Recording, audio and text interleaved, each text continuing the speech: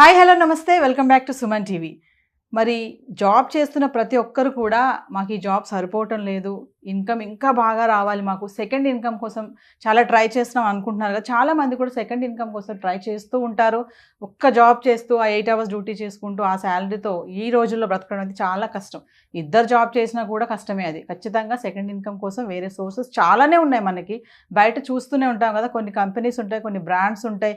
ఈ కంపెనీలో జాయిన్ అవ్వండి, ఇంకొకరిని జాయిన్ చేయండి, దాని నుంచి మనకి ఇన్కమ్ వస్తుంది అని చెప్తా ఉంటారు. అంటే మనం జాబ్ చేసుకుంటూ కూడా వేరొక సోర్స్ ఆఫ్ ఇన్కమ్ కూడా మనం గెయిన్ చేసుకోవచ్చు అని మనం వింటూనే ఉంటాం కదా. మరి వినడమే కాదు, చాలామంది నమ్మరు కూడా. ఇందులో ఏమొస్తుంది, మేము ఇందులో ఫ్రాడ్స్ ఉంటాయి, స్కామ్స్ ఉంటాయి, మేము లాస్ అయిపోతాము, వేస్ట్ ఇవన్నీ అంటారు కదా. లేదండి, ఇందులో కూడా సక్సెస్ అయిన వాళ్ళు చాలామందే ఉన్నారు. మరి అందులో నుంచి ఒక వ్యక్తి ఈరోజు మనతో పాటు సుమన్ టీవీలో ఉన్నారు, సలీం గారు. మరి సలీం గారి యొక్క సక్సెస్ ఏంటి, ఆయన ఇన్స్పిరేషన్ స్టోరీ ఏంటి, మీకు అందరికీ చెప్పడానికే నేను కూడా రెడీగా ఉన్నాను వినడానికి. మరి సార్ మాటల్లోనే సార్ కంపెనీ ఏంటి, మరి ఎందులో ఉన్నారు, సార్ ఎలా సస్టైన్ అయ్యారు, డౌన్ టు ఎర్త్, నేను చాలా విషయాలు తెలుసుకున్నాను. మరి సార్ చాలా కష్టపడ్డారు, అంటే సూసైడ్ దాకా కూడా వెళ్ళి మళ్ళీ బయటకు వచ్చారంట. మరి ఏంటి అసలు ఎంత కష్టపడ్డారు, ఈ రోజుని అలా సూసైడ్ వరకు వెళ్ళి ఇలా వచ్చి మన స్టూడియోలో కూర్చొని ఇంటర్వ్యూ చేస్తున్నారంటే మరి ఖచ్చితంగా ఆ స్టోరీ వినాల్సిందే కదా. సార్ మాటలోనే విందాం ఇవన్నీ కూడా, మీతో పాటు నేను కూడా. మరి ఇంకెందుకు ఆలస్యం, సార్ని పరిచయం చేసేస్తాను. నమస్తే సార్. నమస్తే మేడం. సార్ చెప్పండి, మీరు అసలు అంటే నేను విన్నాను సూసైడ్ దాకా వెళ్ళి మళ్ళీ వచ్చారు, అంటే అంతవరకు వెళ్ళాల్సిన పరిస్థితి ఏంటి, ఎలా బయటకు వచ్చారు, ఈ రోజున ఇలా ఉన్నారు అంటే ఏంటి, ఆ సక్సెస్ ఏంటి మా వ్యూవర్స్కి ఒకసారి. ఎస్ మేడం, సుమన్ టీవీ వాళ్ళకి అందరికీ నమస్కారం. గుడ్ మార్నింగ్ ఫ్రెండ్స్, నా పేరు సలీం, నేను హైదరాబాద్ హఫీజ్పేటలో ఉంటాను. ఫ్రెండ్స్, ఈ రోజు నేను ఈ వీడియో ఎందుకు చేస్తున్నానంటే, ప్రస్తుతానికి నేను వెస్టీజ్ బిజినెస్లో క్రౌన్ డైరెక్టర్ లెవెల్లో ఉన్నాను. నా ఇన్కమ్ వచ్చేసి 1,12,000. నేను ప్రజెంట్గా నేను ఇప్పటివరకు ఏదైతే ఇంట్లో ఉంటున్నానో ఆ ఇంటి లొకేషను ఇంకా చూపించడానికి, తర్వాత నేను డియూసీడీ అయిన తర్వాత ప్రజెంట్ ఉన్న ఎట్లాంటి లైఫ్ స్టైల్ ఉంది నాది, డియూసీడీ అయిన తర్వాత ఎలా నా లైఫ్ స్టైల్ ఉండబోతుంది అనేది వీడియో రెండు తీసి మీకు చూద్దామని ఈ రోజు వీడియో చేస్తున్నాను. సో ప్రస్తుతానికి నేను మా ఒకసారి ఇల్లు చూపించి దాని నుంచి మీకు 2 విషయాలు మాట్లాడుతాను. ఇది నా యొక్క డ్రీమ్స్ ఫ్రెండ్స్, ఇవన్నీ నా డ్రీమ్స్ అనమాట, ఫ్యూచర్లో ఇంకా కాబోతున్నాయి. ఇంకా ఇది నా డ్రీమ్ హౌస్, నేను ఉండే ప్రజెంట్ ఇల్లు సిచ్యువేషన్. ఇది బయట మాది, ఒకసారి బయట వాతావరణం కూడా ఒకసారి చూపిస్తాను నేను ఎట్లా ఉందనేది.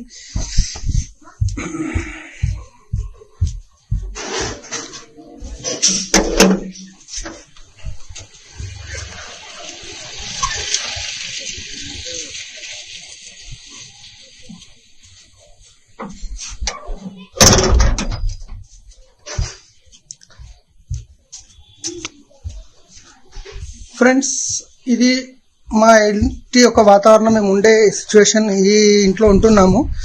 అయితే నేను మీతో ఏం చెప్పదలుచుకున్నానంటే, ప్రజెంట్ నేను యాక్చువల్గా ట్రావెల్స్ బిజినెస్ ఉండే ఒక 24 months క్రితం వెస్టీజ్ బిజినెస్ స్టార్ట్ చేయకముందు దాంట్లో నాకు పెద్ద లాస్ కావడం వల్ల, ఓలా క్యాబ్ రావడం వల్ల లాస్ అయ్యి నాకు ఇంచుమించు 24 లక్షలు అప్పు అయిపోయి ఉండే. కానీ అదే అప్పుకు ప్రతి నెల ఇంట్రెస్ట్ 70,000 కడుతూ నా ఇన్కమ్ అనేది లేదు. నెలకి 70,000 రూపాయలు కడుతూ నేను వెస్టీజ్ బిజినెస్ బిల్డ్ చేస్తూ 24 నెలల్లో క్రౌన్ అయ్యాను. ఆ ఉన్న కాస్త అప్పు ఇంకొంచెం ఇంట్రెస్ట్ పే చేస్తూ ఇంకా అప్పు పెరిగింది కానీ తరగలేదు. కానీ ఇప్పుడు ఇంకొక 24 months లోపల నేను డిఎస్సిడి అయిన తర్వాత నా లైఫ్ స్టైల్ ఎలా ఉండబోతుంది, ప్రజెంట్ నేను ఎలాంటి సిచ్యువేషన్ లో ఉండి బిజినెస్ నేను బిల్డ్ చేస్తున్నాను, ఇది మీకు ఒక హోప్ ఇవ్వడానికి మాత్రం ఈ వీడియో చేస్తున్నాను. నేనున్న పరిస్థితుల్లో చేస్తున్నానంటే మీరు 100% చేసి సక్సెస్ అవుతారు. తర్వాత ఈ డిఎస్సిడి అయిన తర్వాత నేను ఈ వీడియో రిలీజ్ చేస్తాను, అప్పటి వరకు చేయను. Thank you friends, wish you well. ప్రతి ఒక్కరు చేయగలుగుతారు. Thank you. సో నా పేరు సలీం, నేను పటాన్చెరు పక్కనే బానూర్ విలేజ్ ఉంది. బానూర్ విలేజ్లో మా ప్రాపర్ బానూర్ అనమాట. నేను ఒక 2 minutesలో నా షార్ట్గా చెప్తాను, ఎందుకంటే మా నాన్నగారు నేను 3 సంవత్సరాల వయసులో ఉన్నప్పుడు చనిపోవడం జరిగింది. సో మా అమ్మ మా ఇంకో పెద్దన్న ఉంటాడు, ఇద్దరిని చదివించే ప్రయత్నం చేసింది. కానీ 7th class వరకు నేను చదువుకున్నాను. పరిస్థితులు అంటే తినడానికి తిండి లేని పరిస్థితి ఎప్పుడు, ఎందుకంటే మా అమ్మ కూలి పని చేస్తుండే. సో అక్కడ నుంచి నేను 7th class వరకు చదువుకొని ఆపేసి బీడీఎల్లో యాన్సిలరీ అని ఉంది, అక్కడ పనిచేయడం జరిగింది. 450 రూపాయలు జీతం ఉండేది. మళ్ళీ అక్కడ నుంచి ఇంకొంచెం ఎక్స్ట్రా ఎక్కడన్నా దొరుకుతుందంటే అక్కడికి వెళ్ళిపోయేవాడిని. పక్కనే కోలా ఫారం ఉండేది, మారుతి హ్యాచరీస్ అని, అక్కడ పని చేశాను. డైలీ 50 రూపాయలు లేబర్ లాగా ఇచ్చేదనమాట. అక్కడ నుంచి ఒక డ్రైవింగ్ నేర్చుకున్నాను ట్రాక్టర్ ద్వారా. ఆ డ్రైవింగ్ నేర్చుకొని ఇంకా డ్రైవర్గా పోతే ఇంకా ఎక్కువ జీతం వస్తుంది అనే ఉద్దేశంతో బీడీఎల్ లైన్స్లరీలో ఒక ఎంప్లాయీ దగ్గర అరుణకుమారి మేడం అని ఉంటారు, వాళ్ళ దగ్గర అంబాసిడర్ కార్ మీద డ్రైవర్గా పనిచేశాను. సో అక్కడ 1 year తర్వాత వాళ్ళు కారు అమ్ముకున్నారు, ఎందుకంటే పాత కారు మళ్ళీ రిపేర్ వస్తుందని. అప్పుడు మళ్ళీ హైదరాబాద్లో సోమాజిగూడలో ఒక కార్ మెకానిక్ పరిచయం ఉంటే ఆయన ద్వారా ఒక డ్రైవర్ జాబ్ దొరుకుతుందనే అవకాశంతో ఆయన అడిగితే ఆయన హైదరాబాద్లో టీసీఎస్లో ఒక ఎంప్లాయీ దగ్గర పెట్టించడం జరిగింది. సో అక్కడ పనిచేస్తున్న ఇంచుమించు 6,500 జీతం వస్తుంది అక్కడ. అదే సిచ్యువేషన్లో నా పెళ్లి అవ్వడం జరిగింది. 6,500 జీతం వచ్చినప్పుడు మీ పెళ్లి అయింది? నా పెళ్లి అయింది, పాప పుట్టింది, ఖర్చులు పెరిగిపోయినాయి, సరిపోవట్లేదు. సో ఇంకేదన్నా చేయాలి అని నేను డేలో ఈ డ్యూటీ చేస్తుంటే నైట్లో మళ్ళీ సిటీ ట్యాక్సీ నడిపిస్తుంటే బేగంపేట ఎయిర్పోర్ట్ ఉన్నప్పుడు. సో ఆ తర్వాత మళ్ళీ ఖర్చులు పెరిగిపోయినాయి, ఇంకేమన్నా ఎక్స్ట్రా ఇన్కమ్ వస్తే బాగుంటుంది, ఎక్కువ జీతం వస్తే ఆలోచిస్తున్న టైంలో హైదరాబాద్లో శంషాబాద్ ఎయిర్పోర్ట్ ఓపెన్ అయింది. అక్కడ మేరు క్యాబ్ అని ఒక 600 క్యాబ్ల డ్రైవర్ల రిక్వైర్మెంట్ ఉందంటే అక్కడికి వెళ్ళి నేను చూశాను, ఇంటర్వ్యూ ఇచ్చాను. సో అక్కడ వెహికల్ ఇవ్వడం జరిగింది వాళ్ళు. సో అక్కడ నడిపాను, ఒక 4 సంవత్సరాల వరకు నడిపించాను, చాలా బాగా నడిచింది. నెలకి బయట అయితే 15,000 సంపాదించే వాళ్ళం, అక్కడ 40,000-45,000 వరకు సంపాదించాం. రాత్రి బావులు కష్టపడ్డాం, మంచిగా ఉండేది. కానీ ఎప్పుడైతే మాకు పర్ డే వాళ్ళు 350 పే చేయమని చెప్పేవాళ్ళు, అది పెంచుకుంటూ పోయడం వల్ల 1,050 రూపాయలు కట్టమనేసరికి బిజినెస్ లేక అందరూ డ్రైవర్లు స్ట్రైక్ చేయడం జరిగింది. 600 వెహికల్స్ ట్యాంక్ బండి మీద ఆపేసి ఇంకా మాకు ఆ డబ్బులు తగ్గిస్తేనే మేము నడుపుతాం, లేకపోతే నడపమని చెప్పారు. ఇప్పుడు 45 days ఖాళీ కూర్చోవడం వల్ల ఇంట్లో తినడానికి మళ్ళీ కిరాయి రెంట్ కట్టాలి కాబట్టి ఆ టైంలో నేనేం చేశాను, స్ట్రైక్ ఎప్పుడు కంప్లీట్ అవుతుందో తెలియక మా వైఫ్ దగ్గర ఉన్న కొన్ని పెళ్లికి పెట్టిన కొంచెం బంగారం ఉంటే లోన్లో కుదబెట్టి ఒక కార్ తీసుకున్నాను. ఆ కార్ తీసుకొని నాకున్న పాత కస్టమర్లకు సర్వీస్ ఇస్తున్న టైంలో నాకు బుకింగ్స్ ఎక్కువ రావడం వల్ల మా ఫ్రెండ్స్ గిట్ట నాతో పాటు కార్లు తీసుకున్న వాళ్ళకి నేను ఆ బుకింగ్స్ ఇచ్చేవాడిని. సో ఆ టైంలో డాట్ క్యాబ్ లాంటివి ఉండేది, వాళ్ళు అక్కడ అటాచ్ చేస్తే 7,500 కట్టాల్సింది. నేను మా ఫ్రెండ్స్కి ఏం చెప్పానంటే 2,500 కట్టండి, నేను మీకు బిజినెస్ ఇస్తాను, హోటల్స్ నుంచి బిజినెస్ టైఅప్ చేసుకున్నాను అని చెప్పి అలా ట్రావెల్స్ బిజినెస్ ఒక వెహికల్తో 40 వెహికల్స్ నడిచేటి నా దగ్గర. చిన్న సెటర్లో ఆఫీస్ ఓపెన్ చేశాను, 5 మంది అమ్మాయిలు కాల్ సెంటర్లో పనిచేసేవాళ్ళు. 15,000-20,000 సంపాదించే దగ్గర నుంచి ఇంచుమించు 80,000-90,000 వరకు సంపాదించేవాడిని. మంచిగా నడుస్తున్న టైంలో హైదరాబాద్లో ఒక పెద్ద ట్రావెల్ సంస్థ ఓలా క్యాబ్, ఊబర్ క్యాబ్ రావడం జరిగింది. అప్పుడు చిన్న చిన్న ట్రావెల్స్లు అన్నీ కంప్లీట్గా మూసేయవలసి వచ్చింది. అప్పుడు ఏం చేశానంటే నా దగ్గర నేను 40 మంది ఎవరైతే డ్రైవర్లు ఉండేనో అటాచ్ డ్రైవర్, వీళ్ళు ఓలా క్యాబ్ దగ్గరికి వెళ్ళిపోయారు. నా దగ్గర హోటల్స్ నుంచి కంపెనీ నుంచి బిజినెస్ ఉంది కానీ వెహికల్స్ లేవు. నా దగ్గర 2 ఆప్షన్స్ ఉన్నాయి, ఒకటి ఎన్ఎన్ఓ డ్రైవర్గా పని చేసుకోవాలి లేదా కార్లు కొనాలి. సో మళ్ళీ ఒక 24 లక్షల అప్పు నాకు తెలిసిన కస్టమర్ దగ్గర ఇంట్రెస్ట్కి తీసుకొని 10 వెహికల్స్ కొన్నాను. కొన్ని 1 year వరకు మంచిగా నడిచింది. కానీ 1 year తర్వాత ఏమైంది, వాళ్ళు ఆఫర్స్ ఇవ్వడం వల్ల 50% ఆఫర్ ఇవ్వడం వల్ల కస్టమర్కి, సో కస్టమర్స్ కూడా వెళ్ళిపోవడం జరిగింది. సో ఆ తీసుకున్న వెహికల్ కంటిన్యూ ఫైనాన్స్లో రిటర్న్ అమ్ముదామంటే కొనేటప్పుడు 2.5-3 లక్షలు పెట్టి కొన్నాను, అమ్మేటప్పుడు 30,000-40,000 అమ్మాల్సి వచ్చింది. ఆ 24 లక్షలకి ఇంట్రెస్ట్, 2 వెహికల్స్ అమ్మాలి, ఇంట్రెస్ట్ కట్టాలి, 2 వెహికల్స్ అమ్మాలి, ఇంట్రెస్ట్ కట్టాలి. అలా చూస్తూ చూస్తూ వెహికల్స్ వెళ్ళిపోయింది, అప్పు అట్లనే మిగిలిపోయింది. మా వైఫ్ దగ్గర ఉన్న గోల్డ్ ఏదైతే ఉందో కంప్లీట్గా అది గిట్ట వెళ్ళిపోయింది. సో కంప్లీట్గా జీరోకి వచ్చేసాను అనమాట. ఇంకా అంత కష్టపడినా కూడా ఏం చేయాలో అన్ని చేసుకుంటూ వచ్చారు బ్రతకడానికి. చిన్న జాబ్ అని పెద్ద జాబ్ అని ఏమీ లేదు, అన్ని చేసుకుంటూ వచ్చారు. ఇక అక్కడికి వచ్చిన తర్వాత 24 లక్షలు అప్పు ఉంది. సో కార్లు వెళ్ళిపోయినాయి, ఆ కొన్న ఒక ఇల్లు ఉండే అది గిట్ట వెళ్ళిపోయింది, బంగారం వెళ్ళిపోయింది, అప్పుల బాధలు ఎక్కువైనాయి. నెల తిరిగేసరికి 70,000 ఇంట్రెస్ట్ కట్టాలి. సో ఇంట్లో తినడానికి తిండి లేని పరిస్థితి, అంటే చాలా కష్టం అయిపోయింది. మా వైఫ్కి తెలియదు ఇంత పెద్దగా అప్పు అయిందన్న విషయం. సో ఈ అప్పులలో ఒక ఆయనకు చిట్టి డబ్బులు కట్టేది ఉండే. ఒకరోజు నైట్ ఆయన ఫోన్ చేసి 2 నెలల సంది కట్టలేదని తిట్టేసరికి ఆ రోజు మా వైఫ్, మా పిల్లలు వాళ్ళ అమ్మోళ్ళ దగ్గరికి వచ్చిన దావతుందని వెళ్తే ఆ రోజు నైట్ అనుకున్నాను, ఇక ఈరోజు ఈ 70 ఇంత అప్పు నేను కట్టలేను, నెలకి 70,000 మిత్తి, 24 లక్షలు, నాకు ప్రాపర్టీస్ ఏం లేవని ఆ రోజు నిర్ణయం తీసుకున్నా ఇంకా సూసైడ్ చేసుకోవాలని. మంచం మీద వండుకున్న, ఫ్యాన్ తిరుగుతుంది, నేను కౌంట్ చేస్తున్నాను ఇంకొక 5 నిమిషాలు, ఇంకొక 4 నిమిషాలని. కానీ అంతలో మా బాబు ఫేస్ గుర్తుకొచ్చింది. ఇంట్లోకి నేను వెళ్ళేటప్పుడు డాడీ 5 రూపాయలు అని అడుగుతుండే. ఒకవేళ నేను సూసైడ్ చేసుకుంటే నా పిల్లల భవిష్యత్తు రేపు అడుకునే పరిస్థితి వస్తుందని సూసైడ్ చేసుకోలేదు. కానీ అప్పుడు నేను భగవంతుని ప్రేయర్ చేశాను. సో నిజంగా భగవంతుడు పంపించినట్టు నేను ఎవరి దగ్గర అయితే క్యాబ్ డ్రైవర్గా పనిచేశాను, అరుణకుమారి మేడం, వాళ్ళ కాల్ వచ్చింది. సలీం చాలా రోజులైంది, ఒకసారి నువ్వు పిల్లలతో నువ్వు ఫ్యామిలీతో మా ఇంటికి రా, నీకు ఒక బిజినెస్ గిట్ట చెప్తామని చెప్పారు. బిజినెస్ అంటే నా ఆల్రెడీ మైండ్ బ్లాక్ అయి ఉంది. సరే అక్కడ ఒక జైరాబాద్ దిక్కు రాయకోడ అనే విలేజ్లో ఒక పెళ్ళికి వెళ్ళేది ఉండే, డిన్నర్కి. వెళ్తూ కలుద్దామని వెళ్తే ఆమె వెస్టీజ్ గురించి చెప్పడం జరిగింది. కానీ ఫస్ట్ టైం నేను గిట్ట నమ్మలేదండి వెస్టీజ్. ఎందుకంటే ఇలాంటి కంపెనీలు ఎన్నో వస్తుంటాయి పోతుంటాయి, రాత్రి వస్తాయి, మోసం చేస్తుంటాయి, రిలేషన్స్ ఖరాబ్ అవుతాయి అని చెప్పేసి నేను నమ్మలేదు. కానీ వాళ్ళ దగ్గర పని చేశాను కాబట్టి కాదనలేక, రెండోది free joining, Free. Aadhaar card ఇస్తే నా పీడ పోతుంది అనే ఉద్దేశంతో నేను ఆమె కాదనలేక జాయిన్ అయ్యాను. కానీ ఆమె బల్మిక్ చేసి ప్రోడక్ట్ తీసుకోమంటే కొన్ని నైట్ క్రీము ఒకటి ఉంటుంది వెస్టిజ్లో, నీమ్ సోప్ ఉంటుంది, నీమ్ సోప్ అది తీసుకున్నాను. వాడిన తర్వాత బాగుంది అంటే మళ్ళీ ఎక్కడ బిజినెస్ చేయమంటారు అని చెప్పి బాగుంది అని కూడా చెప్పలేదు. కానీ నా అదృష్టం నిజంగా బాగుంది. 2 రోజుల తర్వాత వాళ్ళ అప్లైన్ కుల్కర్ణి సార్ అని ఉంటారు, ఆయన తీసుకొని మళ్ళీ ఒకసారి వస్తాను నీ దగ్గరికి, మేము టోల్షేకి వెళ్తున్నామంటే ఆ రోజు వచ్చి మళ్ళీ దీని గురించి చెప్పినప్పుడు కొంచెం అర్థం చేసుకున్నాను, ఎందుకంటే అప్పుడు పాజిటివ్గా ఉన్న ప్రోడక్ట్ బాగుంది అని. ఆ తర్వాత మళ్ళీ ప్రోడక్ట్ తెచ్చుకున్నా, వాడాను, బాగా అనిపించినాయి.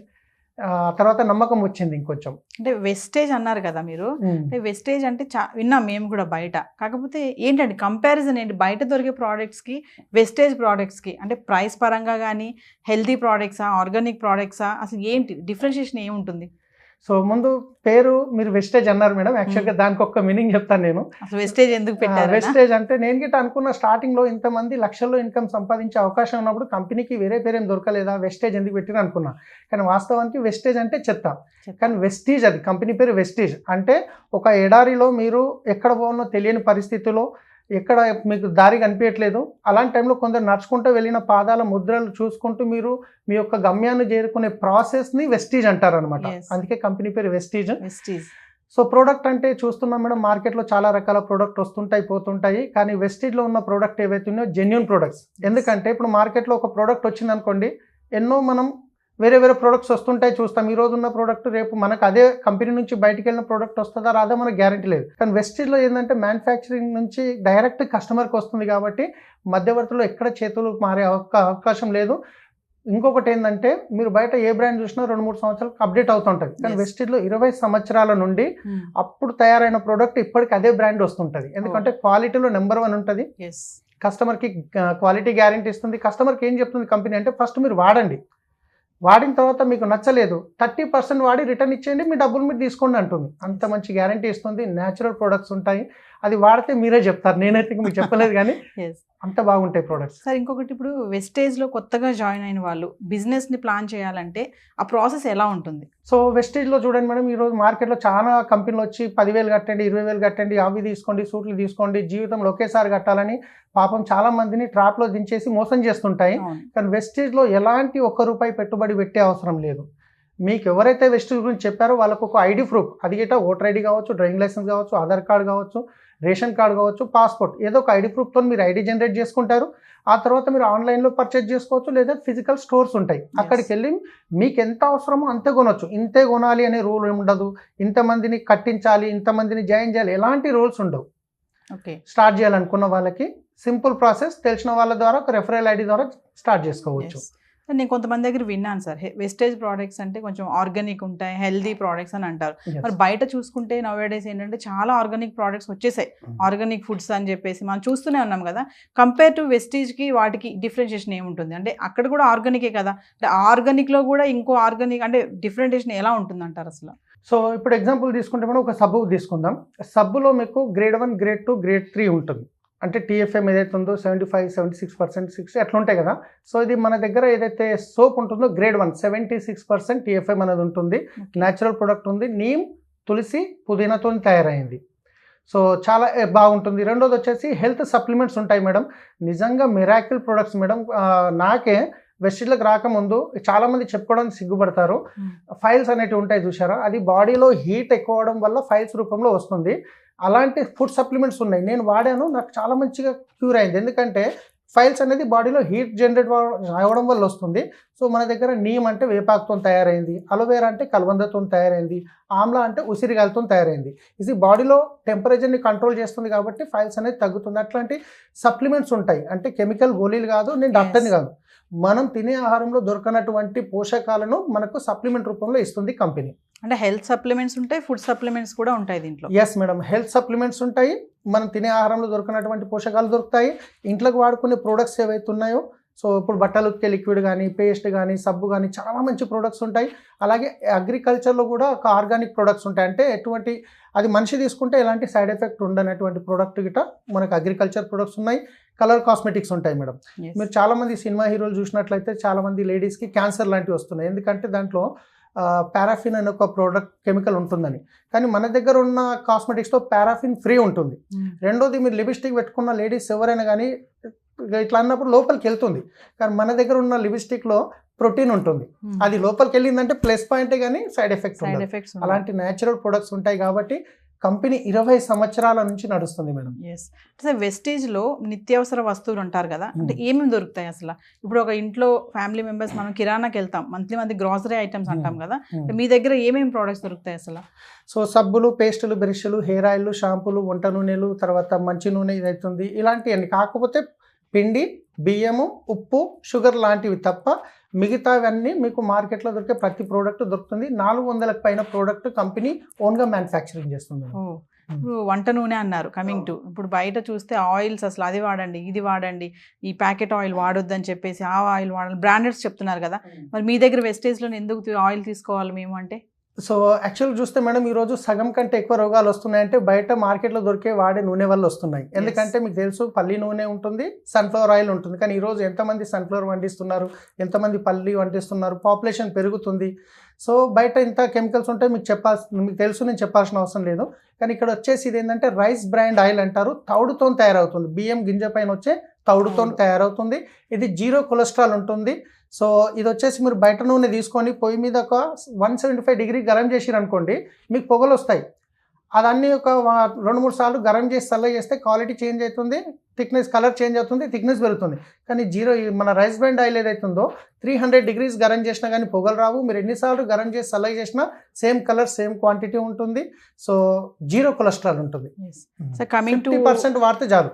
బయటది మీరు 100 ml వేస్తున్నారు అనుకోండి, ఇది 50 ml సరిపోతుంది.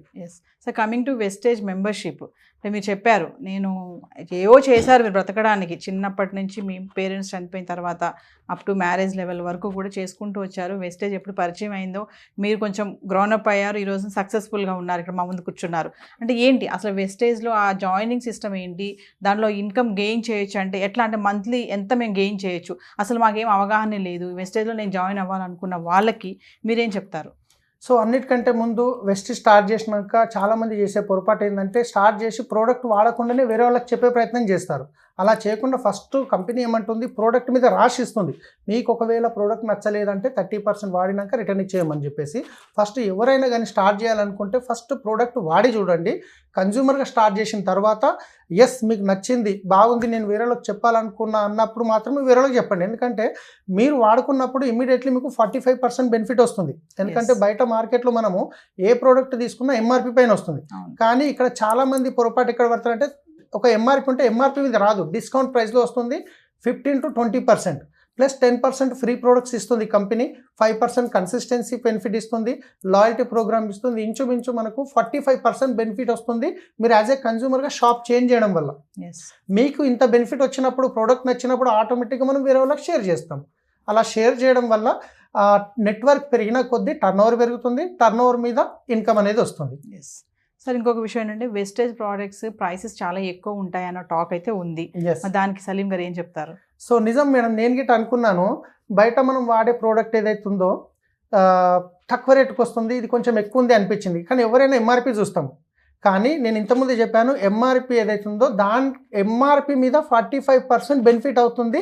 ఈ అసలు విషయం చాలామందికి తెలియదు. అది ఎప్పుడు తెలుస్తుందంటే వాళ్ళు వాడితే కానీ తీసుకుంటే కానీ తెలుస్తుంది. ఎంఆర్పి అలవాటు ఉంది కాబట్టి ఎంఆర్పి చూస్తాం, కానీ 45% బెనిఫిట్ వస్తుంది.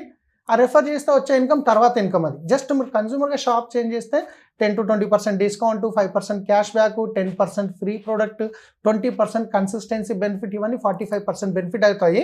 సో నేను రీసెంట్గా చూశాను మార్కెట్లో వెళ్ళి, సూపర్ మార్కెట్ నుంచి కొన్ని ప్రోడక్ట్ తీసుకొచ్చాను. రెగ్యులర్గా మినిమం రిక్వైర్మెంట్ అయ్యే ప్రోడక్ట్ ఒక 2000 రూపాయల ప్రోడక్ట్ తీసుకున్నాను.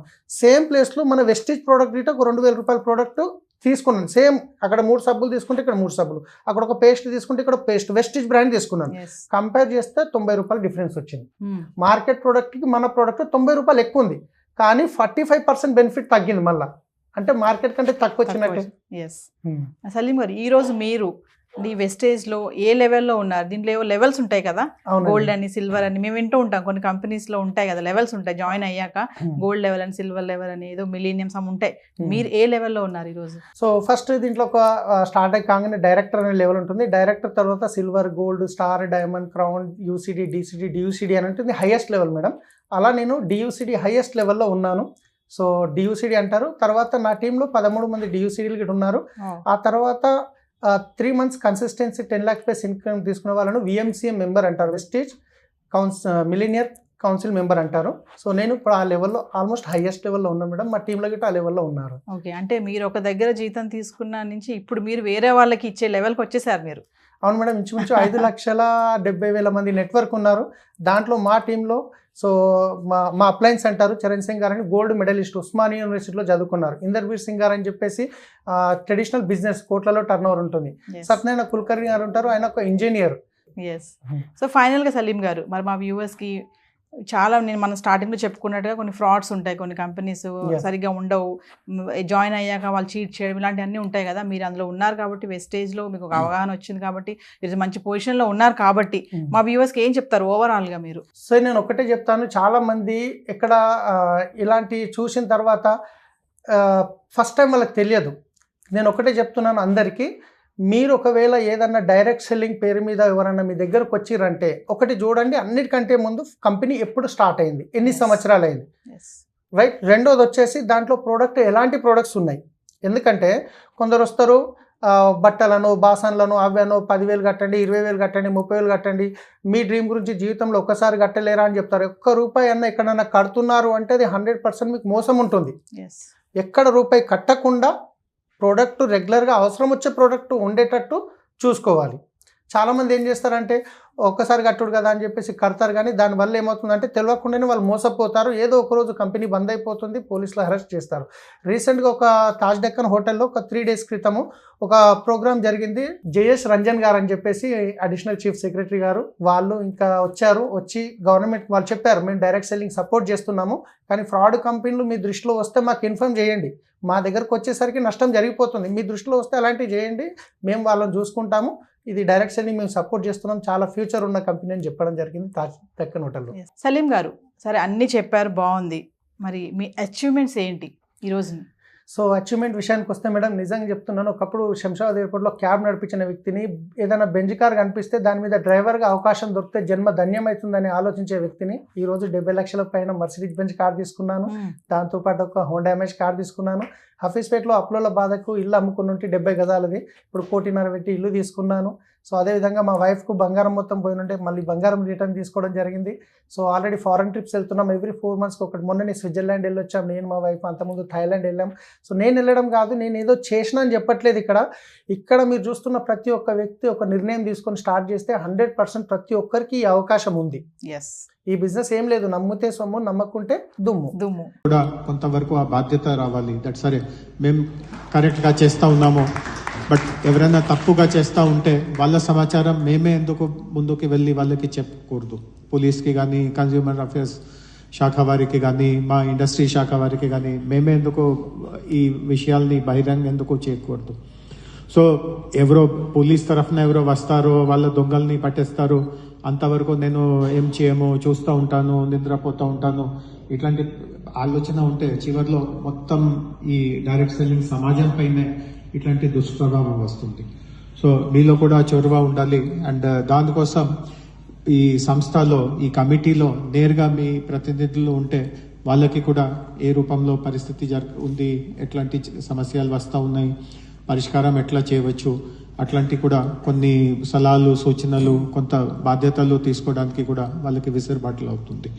సో ఇందాక వారు చెప్పినట్టుగా 2 వారాల్లో ఈ కమిటీ వస్తుంది. సో మనము ఈ కమిటీ రాగానే తదుపరి చర్యల్ని కూడా చాలా త్వరితగతిలో తీసుకురావడానికి మేము కూడా కృషి చేస్తాము. ఎన్నో సంవత్సరాల నుంచి నిలిచిపోయిన ఈ రిజిస్ట్రేషన్స్ ప్రక్రియని మొత్తట్లో ప్రారంభిస్తాము. జాగ్రత్తగా ఒకసారి స్టడీ చేసి వెస్టేజ్ గురించి మీకు చెప్పిన వాళ్ళు ఎవరైనా ఉంటే వాళ్ళతో స్టార్ట్ చేసుకోండి. కొత్త వాళ్ళు ఉంటే మీకు చెప్పిన వాళ్ళు ఉంటే వాళ్ళతో స్టార్ట్ చేసుకోండి, కానీ స్టార్ట్ చేయండి, ఎందుకంటే ఒక జాబ్తో పాటు ఒక ఎక్స్ట్రా ఇన్కమ్ అనేది మీకు బెనిఫిట్ అవుతుంది. సో వ్యూవర్స్ విన్నారు కదా, మరి స్టార్టింగ్లో చెప్పినట్టుగా ప్రతి ఒక్కరు కూడా సెకండ్ ఇన్కమ్ కోసం చూడాలనుకుంటున్నారు కదా. మరి సలీం గారి ఇంటర్వ్యూ ఎక్కడ పాజ్ చేయకుండా స్టార్టింగ్ నుంచి ఎండింగ్ వరకు మొత్తం వినండి, మీకు క్లారిటీ వస్తుంది. మీకు ఏమైనా డౌట్స్ ఉంటే కిందకి స్క్రోల్ అవుతున్న నెంబర్ కాల్ చేస్తే సలీం గారు మీకు అందుబాటులో ఉంటారు. సెకండ్ ఇన్కమ్ చేయాలనుకున్న వాళ్ళు చాలా ఆలోచించాలండి. ఖచ్చితంగా ప్రతి దాంట్లో వెళ్ళిపోయి అక్కడ డబ్బులు పెట్టాం, ఇక్కడ డబ్బులు పెట్టేసాం, మేము లాస్ అయిపోయాం అనుకోకుండా కొంచెం తెలివిగా సెన్సిటివ్గా ఆలోచిస్తే కరెక్ట్ దాంట్లో మీరు ప్లేస్మెంట్ చేసుకోవడానికి ఉంటుంది. మీకేమైనా డౌట్స్ ఉన్నాయి, నేను కూడా వెస్టీజ్లో జాయిన్ అవ్వాలనుకుంటున్నాను, నేను కూడా మంచిగా ఎర్న్ చేయాలనుకుంటున్నాను, చెప్పారు కదా సార్ ఎంత కష్టపడి బ్రతకడానికి ఏం చేయాలో అవన్నీ చేశారు. చనిపోవాలనుకున్న టైంలో కూడా పిల్లలు గుర్తుకు రావడం, మళ్ళీ వెనక్కి వచ్చి ఒక కంపెనీలో జాయిన్ అవ్వడం, ఈ రోజున మెర్సిడీస్ బెంచ్ కార్లో మరి మా స్టూడియోకి కూడా వచ్చారు.